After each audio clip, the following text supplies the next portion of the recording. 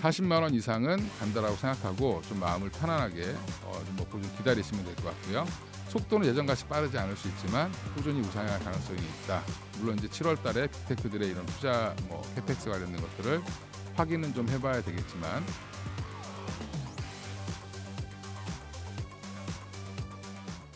그러니까 이제 요즘에 생각을 어떻게 하셔야 되냐면 우리 시장이 빠져서 미국의 반도체가 빠진다 이렇게 생각하시는 게 맞는데 또 이제 우리가 빠져서 미국이 빠지니까 우리 또 빠지는 거 아니야? 뭐 이렇게 생각하실 수 있지만 사실은 지금 주도권이 바뀌었어요. 그래서 삼성전자 하이닉스의 시세를 보고 마이크론이 움직이는 상태로 좀 가고 있다라고 보시면 될 것 같고요.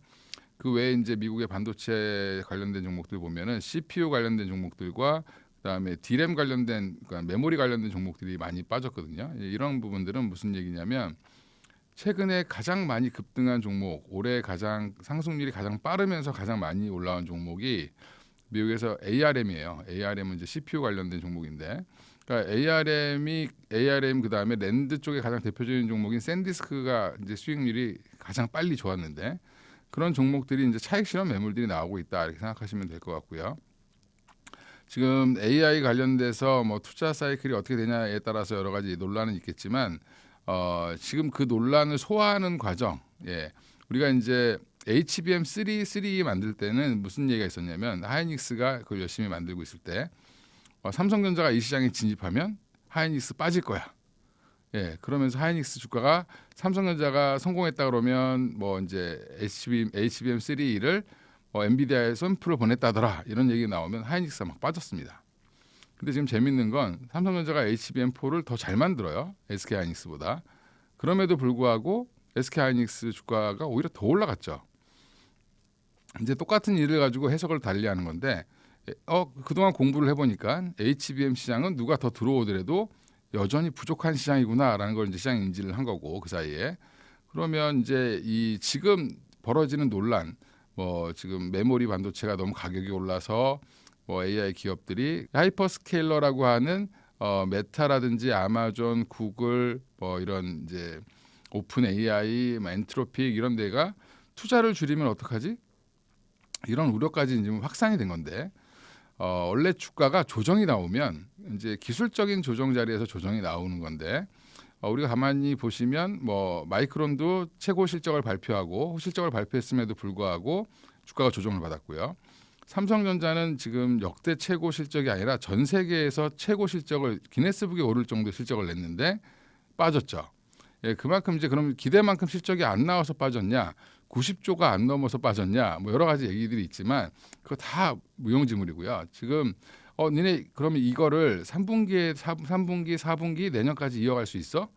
이거에 대한 의구심이 생긴 건데 그 의구심을 한꺼번에 반영하다 보니까 주가가 좀 밀렸다. 근데 밀릴 자리에서 그 전에 이제 미국의 마이크론이라든지 그 외에 이제 CPU 관련된 종목들이 조정을 먼저 받았고요. 삼성전자 하이닉스도 그 사이에 또 굉장히 많이 흔들었죠, 사실은. 그러면서 이제 조정을 거의 모양이 다 비슷합니다. 일본의 키옥시아도 비슷한 흐름으로 가고 있고요. 그래서 지금은 메모리 반도체에 대한 투자 비중, 이제 이익 난 것들을 좀 덜어내서 다른 데를 사야 되는 거 아니냐라는 게 미국의 지금 얘기고 미국은 지금 그게 진행이 되고 있습니다. 그래서 지금 많이 빠져 있는 빅테크들을 산다든지 아니면 경기 소비재를 산다든지 이런 것들을 하면서 이제 순환매가 좀 이루어지고 있는 중인데 우리나라는 지금 삼성전자 하이닉스가 시가총액이 차지하는 비중이 워낙 높죠. 그러다 보니까 50%가 넘는 이 시가총액을 차지하고 있는 두 거대 공룡이 우리나라의 작은 시장에 있다 보니까 결국에는 지금 사람들이 이걸 팔고 마땅히 다른 걸 사도 수급이 안 따라와 주는 거예요.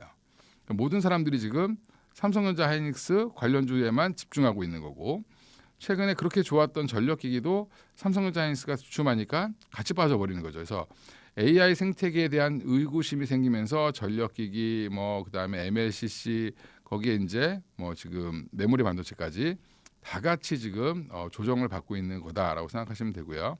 결국에는 이제 이것도 거쳐가야 되는 과정 중에 하나라고 생각하시면 될 것 같습니다. 시간의 문제죠. 시간의 문제고 이제 왜 빠졌느냐 이제 아까 이제 좀 말씀드리긴 했지만 사실은 이제 하이퍼스케일러들이 이거를 계속 사줄 수 있느냐 그리고 투자를 계속 늘릴 거냐 월스트리트 저널에서 나온 거 보니까 캐펙스 투자는 더 늘어날 것 같다. 아마존이 지금 250억 달러를 또 추가로 채권을 발행을 했고, 그다음에 최근에 이제 구글 쪽에서도 돈을 더 이제 끌어당겼다라는 부분에서 봤을 때는 한 올해보다 내년에 적어도 한 30% 이상, 한 37%까지 보는 것 같은데 그 정도는 더 늘어날 수 있을 거라고 보고 있고요. 그건 이제 기사니까 그러니까 언론에서 쓴 기사기 때문에 이거를 확인하려고 하겠죠. 그래서 아직은 분위기는 일단은 메모리라든지 반도체, CPU 관련된 종목들을 좀 팔아서 딴 데 가 있자라는 이제 뭐 그런 것들은 지난달부터 나오기 시작했습니다. 헤지펀드들은 이미 넘어갔고, 그런 것들이 이제 조금 이제 수급적인 요인 때문에 빠진 거다. 그러니까 수급적인 요인 때문에 빠졌더니 사람들이 걱정을 더 심하게 하면서 리포트도 나오고, 뭐 모건 스탠리에서 이제 반도체 팔아서 하이퍼스케일러 주식을 사야 된다. 뭐 이런 얘기도 나오고, 그러면 마치 애널리스트가 말하는 게 정답인 양 생각하시는데, 애널리스트도 장사꾼이에요. 어떻게 보면. 그죠? 그 리포트를 팔아서 돈을 벌어야 됩니다. 그래서 적절한 시기에 이미 이제 자금의 흐름이 그렇게 가고 있으니까 거기에 삼성전자 잠정 실적 발표 나오는 무렵에 이걸 딱 던진 거죠. 그래서 그분은 성공했죠. 그래서 지금 많은 분들이 미국 시장에서는 그분 이제 우리나라를 대상으로 한 건 아니고 외국에 있는 기관들, 특히 이제 미국에 있는 기관들을, 전 세계 기관들을 대상으로 리포트를 판 거기 때문에, 그러면 그들 입장에서는 모건 스탠리 창구를 이용해서 뭐 메모리 좀 팔고, 그다음에 CPU 좀 팔고, 그다음에 메타, 구글, 아마존 이런 거 산 거죠. 그래서 이런 것들은 그러면 수수료 발생시키는 데 성공했죠.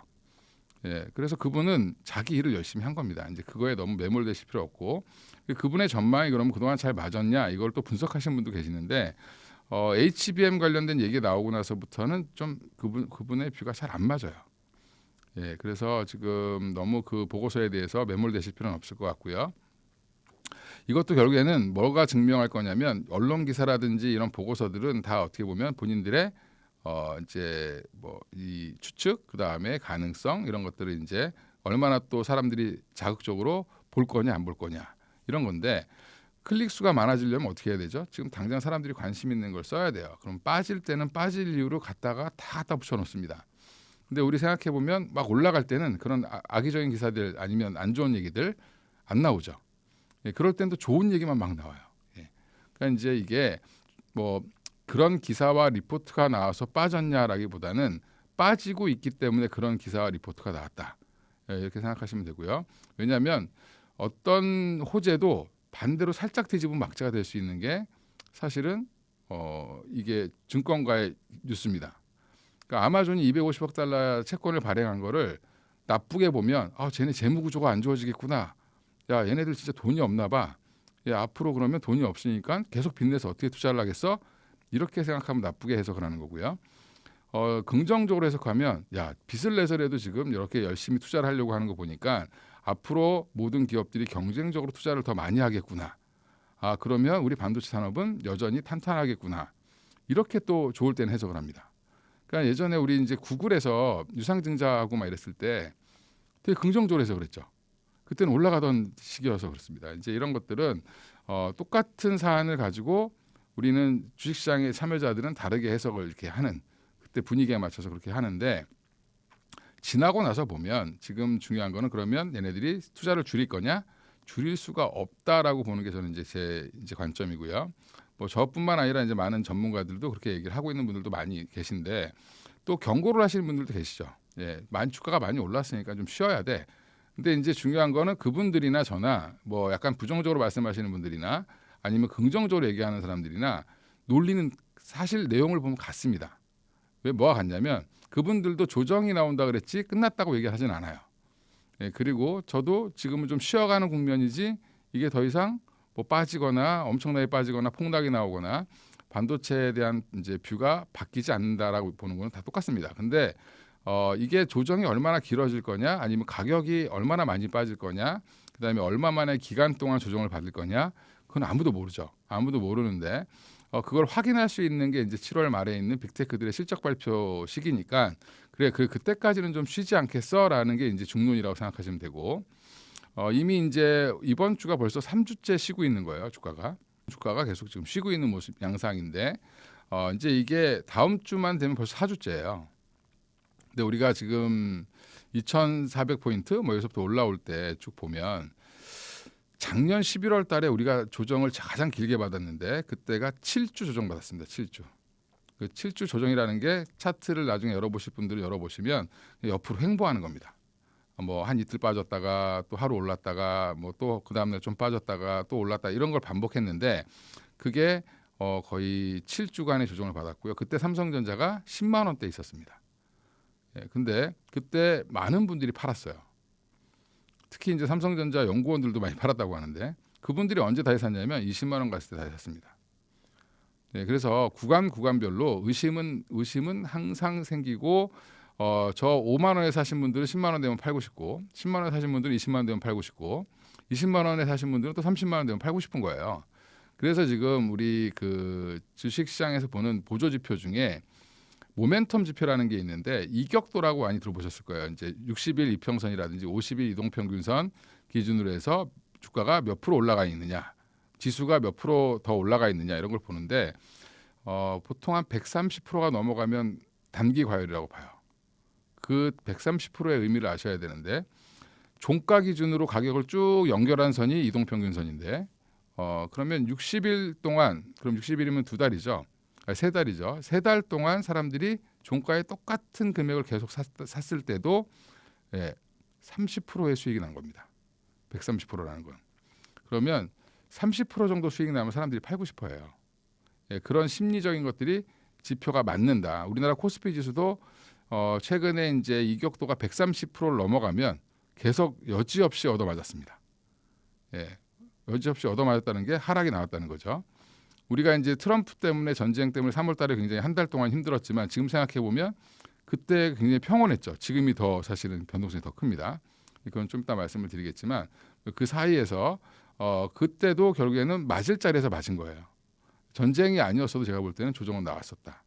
근데 이제 마침 조정이 그 전쟁이 터지면서 더 극심하게 조정을 좀 보이다가 결국엔 나중에 한 달 조정 받고 올라갔는데 그래봐야 4주죠. 한 달이라고 해봐야. 지금 그러면 지금 이렇게 힘든 장 최근에 이제 5월 중순부터 계속 흔들면서 위로 올라가고 있는데 6월 초에도 굉장히 급락이 한번 나온 적이 있는데 지금 자리가 그거보다 높습니다. 지금 되게 힘들어하시잖아요. 최근에 빠져서 왜 힘드냐면 9천 포인트가 훨씬 넘어가는 걸 봤는데 지금 7천 포인트대에 있으니까 힘든 거예요. 마음이. 근데 6월 달에 급락이 나왔을 때보다 지금 높게 있다. 그 얘기는 상승 추세가 꺾였냐 안 꺾였냐라는 거는 뭘로 보셔야 되냐면 저점이 높아지느냐를 보셔야 됩니다. 근데 본인 대부분의 사람들이 뭘 보냐면 고점만 보세요. 고점만. 주식이라는 건 흔들면서 가는 거지 절대 일직선으로 이렇게 쭉 우상향으로 45도 각도로 가는 경우는 매우 드물죠. 근데 지금 우리가 근데 전쟁 이후에 4월부터 한 5월 초까지 거의 그냥 자를 그어놓은 것처럼 올라왔습니다. 근데 그때 들어오신 분들은 지금 시장이 너무 힘든 거예요. 그냥 마음이. 그래서 마음의 지옥을 계속 만들어내고 있다. 혼자 스스로. 모르니까 지옥이 자꾸 생기는 거야. 마음에. 이거 더 빠질 것 같은데. 차트만 보시는 분들은 더 빠질 것 같아요. 마음이 그렇습니다. 그러면 이제 폭락장이 어제 한번 폭락장이 나왔고 그러면 최근에 뭐 6월 들어서 뭐 서킷 브레이크가 자꾸 걸리고 막 이러니까 힘들어하시는데 그 범위는 2배짜리 ETF예요. 단일 종목 레버리지 ETF가 이제 그런 비율을 드시는데 그러니까 조그마한 연못에 거대한 고래 2마리가 있는 거예요. 지금 우리나라에. 예전에 걔네가 좀 작았는데 큰 잉어 정도였는데 지금 이제 엄청난 고래만큼 커진 이제 잉어가 돼버린 거지. 그러니까 여기가 조금만 흔들어도 시장이 다 흔들리는. 그래서 시가총액이 원래 삼성전자 하이닉스가 예전에는 25% 30% 정도였는데 지금은 두 개 합쳐서 50%가 넘죠. 관련 종목 합치면 65%입니다. 그러니까 이런 것들이 좀 더 변동성이 커지는데 기여를 했고 그걸 마침 또 2배짜리 ETF를 만들어 버리는 바람에 코스닥 거래하시던 분들까지 다 그걸로 넘어가서 코스닥도 지난달에 이제 6월달에 보니까 전 세계 평균을 내봤어요. 지수를 코스피 1등, 코스닥 꼴등이에요. 1등 시장과 꼴등 시장을 같이 갖고 있는 게 지금 우리나라의 현실입니다. 그래서 이런 것들도 ETF가 해외로 나가는 자금을 막기 위해서 만들었는데 알고 봤더니 국내에 저기 코스닥 시장에서 놀던 자금까지 다 끌어당겨서 지금 과열 양상을 만들었고, 하락이 하락을 더 부추기고요. 상승이 상승을 더 부추기는, 그래서 이제 삼성전자 하이닉스가 뭐 8% 올라갔다, 10% 빠졌다, 뭐 10% 올라갔다, 이런 일들이 벌어지는 기현상이 좀 나오게 된 거는 수급적으로 그 ETF 영향이었다라고 보고 있습니다. 그래서 외국에서는 그것 때문에 우리 변동성이 너무 커서 조금 경고를 하는 것들도 많이 나오고 있죠. 그 부분도 근데 뭐 우리가 해소할 수 있는 부분은 아니지만 정책 당국에서 지금 이거를 이제 알았으니까 뭔가 해소가 되면 변동성은 점차 좀 완화되지 않을까 이렇게 생각하고 있습니다. 손을 볼 방법은 없어요. 그렇죠? 뭐 일단 거래량이 적다든지 문제가 되는 이제 작은 종목들 같은 경우는 이제 뭐 펀드끼리 합병을 시킨다든지 뭐 이렇게 해서 좀 이제 상품 수를 좀 줄일 수는 있을 것 같고요. 제일 좋은 방법은 투자자 자격을 주는 겁니다. 지금 교육만 받으면 하실 수 있잖아요. 근데 교육 그걸 제대로 받으셨을까 의심스럽고, 그냥 유튜브 그러니까 동영상 몇 개 보고 다 보면 그냥 교육이 있어 완료된 거죠. 예, 그거는 뭐 우리나라 우리 이제 도덕 시간에 그냥 도덕 선생님이 앞에서 얘기하는 거 그냥 쭉 듣다가 졸면서 들은 거랑 똑같은 거예요. 그걸 가지고 교육이다? 그럼 면피용인 거고, 정확히는 전문 투자자 자격이 있습니다, 우리나라에. 예, 증권회사에 가면요, 어떤 상품은 전문 투자자만 투자할 수 있는 상품들이 있어요. 예, 아니면 상품이 전문 투자자는 굉장히 간단하게 가입하거나 이제 투자할 수 있는데, 일반 투자자가 그거를 투자하려면 서류를 어마어마하게 써야 돼. 예, 그 정도로 위험한 상품들이 있습니다. 근데 그거를 그렇게 제도를 만드시면 된다. 그러면 지금 갖고 있는 사람 어떡하냐? 지금 갖고 있는 분들이 영원히 갖고 있는 게 아니죠. 팔았다가 다시 못 사는 겁니다. 그러면 일반인들은. 예, 그렇게 만들어야 되지 않을까 저는 개인적으로 생각을 하고 있는데, 뭐 이제 그건 제 생각이고, 또 금융당국이라든지 이쪽에서 이게 뭐 법을 만들어야 되고 이런 사안이 아니기 때문에 뭐 국회에서 논의하고 이럴 게 아니라 그냥 금감원에서 이제 이걸 어떻게 해결하면 됩니다. 그러니까 금융당국에서 조금 더 빠른 조치를 하시는 게 맞지 않나. 상패는 아마 힘들 겁니다. 근데 어느 날 갔는데 누가 이제 부동산 근처 지나갔는데 우리 집을 15억에 사겠대. 아, 우리 집이 이제 15억이 됐구나. 이렇게 알 수 있는 건데, 지금 아니면 KB국민은행 들어가서 막 찾아봐야 돼. 근데 주식은 어떠죠? 사자마자 분 단위, 초 단위로 시세가 바뀌는 걸 봐요. 그걸 보는 게 문제다. 지나치게 열심히 보시는 분들이 많아. 그러면 마음이 자꾸 동요가 되죠. 그럼 올라가면 팔고 싶고, 내려가면 또 팔고 싶고, 올라가면 또 이게 어느 정도 많이 올라가면 또 팔아야 되는데 또 안 팔고 싶고, 더 갈 것 같고, 떨어지면 더 떨어질 것 같고, 사람 심리가 그렇습니다. 근데 그거를 기관과 외국인들은 어떻게 활용할까요? 거꾸로 이용하죠. 자꾸 개인들이 털린다 이런 얘기를 많이 하는 게 그런 건데, 빠질 때 좋은 종목이요, 아무 이유 없이 아니면 이유가 있더라도 저건 별거 아니야라고 생각하는 이유로 빠지면 사야 되는 게 맞는 거고요. 그 다음에 급등이 나오면 사는 게 아닙니다. 근데 본인들은 다 거꾸로 생각하세요. 그리고 지금 삼성전자가 그러면 삼성전자 하이닉스가 뭐가 더 좋냐? 단기적으로 하이닉스가 좋죠. 그냥 메모리만 갖고 있으니까 단기적으로 하이닉스가 훨씬 좋고요. 중장기로 보면은 파운드리 사업이라든지 뭐 이제 확장성을 보면 삼성전자가 좀 더 좋다. 근데 이번에 조정 나올 때 보니까 삼성전자보다 하이닉스가 조정이 더 크죠. 그건 당연한 겁니다. 그래서 하이닉스가 삼성전자 시가총액을 넘어간 것 자체가 이거는 그 종목 자체가 단기 과열이 걸린 거예요. 그래서 지금 그런 부분들이 해소가 되고 있는 중이고, 이미 이제 시총 차이는 이제 다시 삼성전자가 더 높아졌죠. 그래서 지금 중장기로 봤을 때는 둘 다 좋은데, 저는 이제 그나마 그래도 삼성전자가 지금 파운드리 사업부가 뭐 6월달에 이제 뭐 흑자 전환했다 뭐 이런 얘기도 나오고 있는데, 그게 이제 사실이다라고 하면 앞으로 근데 그 뉴스에서는 HBM을 보셔야 되는 거예요. 사실은 파운드리 사업부가 흑자 전환하는데 큰 공헌을 한 거는 HBM4 밑에 들어가는 베이스 다이라고 로직 반도체가 들어가는데, 그거가 이제 베이스를 깔아주는 거거든요. 그러면 거꾸로 삼성전자가 HBM도 되게 잘 되고 있구나 이렇게 생각하시면 됩니다.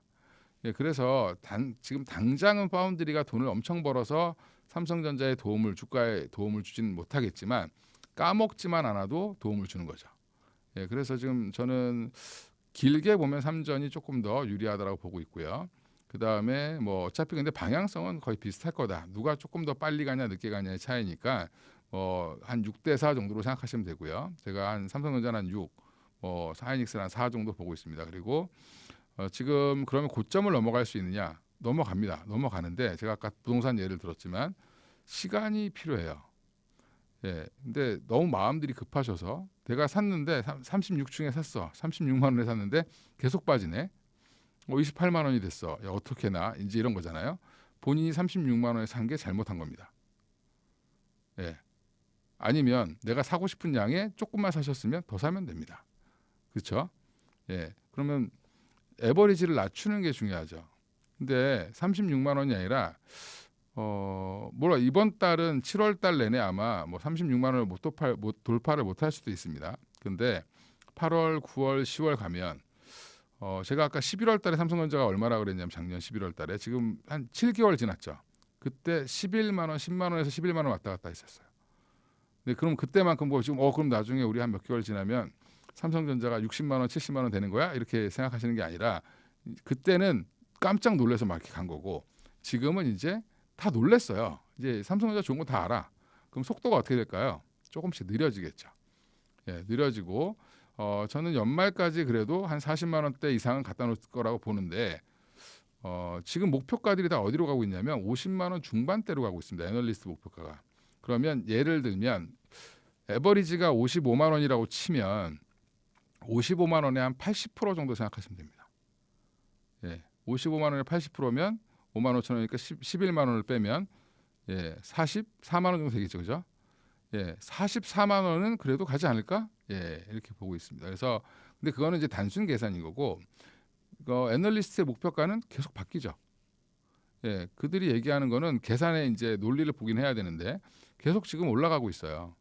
예전에 작년 이제 올해 2월달에 맥쿼리에서 삼성전자 하이닉스 목표가를 그 당시에 제가 알기로는 삼성전자를 30만 원대인가 불렀을 거예요.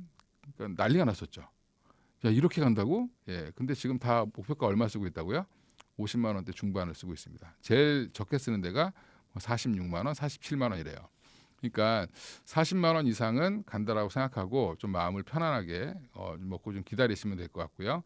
속도는 예전같이 빠르지 않을 수 있지만 꾸준히 우상향할 가능성이 있다. 물론 이제 7월 달에 빅테크들의 이런 투자 캐펙스 관련된 것들을 확인은 좀 해봐야 되겠지만 그걸 이제 확인하는 정도로 생각하시면 될 것 같은데 제가 이제 이거 이따가 논리는 다시 한번 말씀 또 드리겠습니다. 선번형 됐던 게 빠진 거죠.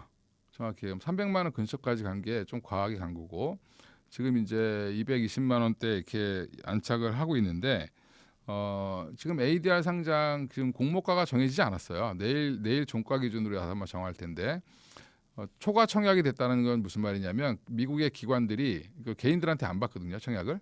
미국 기관들한테만 받는데 기관들이 이제 사서 거래하면서 이제 그걸 개인들이 사서 이제 시장에서 개인들한테 풀겠죠.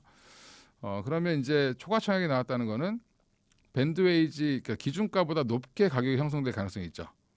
한마디로 경매하는 거랑 똑같은 거니까. 그래서 가격은 한국에 있는 본주보다 조금 비싸게 거래될 가능성은 있다. 이렇게 보시면 되고요. 그러면 본주와 그다음에 ADR 상장 거래 그 금액과 뭐가 그러면 프리미엄이 더 붙을까 보면 그냥 우리 뭐 잘 모르니까 안 해봤으니까 아직 안 본 미래잖아요. TSMC가 본주 대만에 있는 TSMC 본주보다요 미국에 있는 ADR이 조금 더 비싸게 거래됩니다.